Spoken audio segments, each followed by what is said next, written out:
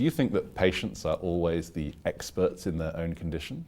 Absolutely not, because we don't have all the knowledge. We know where we're living at the moment, and we can tell you what our aches and pains are, and so many people, my mom included, who I hold in the most beloved, she's passed from me, but I know she did exactly what her doctor told her to do without even exploring, because in that generation you didn't even question. A second opinion didn't happen.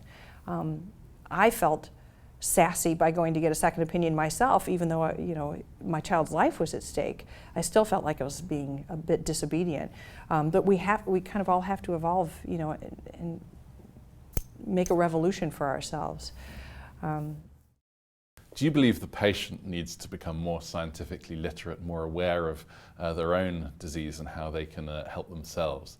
Indeed, do you think the patient community needs more help to change? Yes, yes, yes, yes. I believe that the patient community, we have to become more literate about our diseases.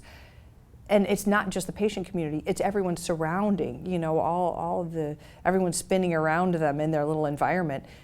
If you're the caregiver, you also need to know. I tell people, when you're first diagnosed, you get a notebook and you write down everything your doctor says. And if you don't know what it means, then you go back a week later and you ask him.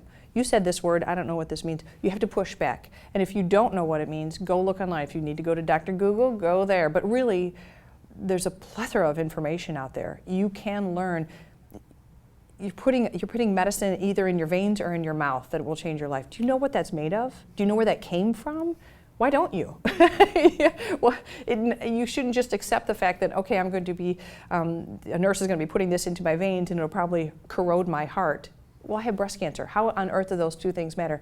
Unless you understand what that means. And yes, the responsibility is, there are more responsibilities on the patient. And I understand, because I am a patient, that you also have to live your life. You also still have to be a mom. In my case, a mom to 3 little kids and pregnant at the same time and a wife. So there's a lot going on, but it matters, because you need to be able to explain to your children, here's why mommy doesn't have any hair.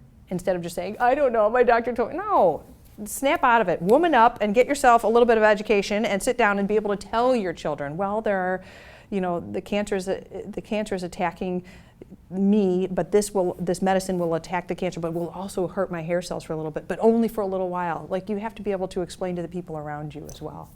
So yes, it is on the patient too.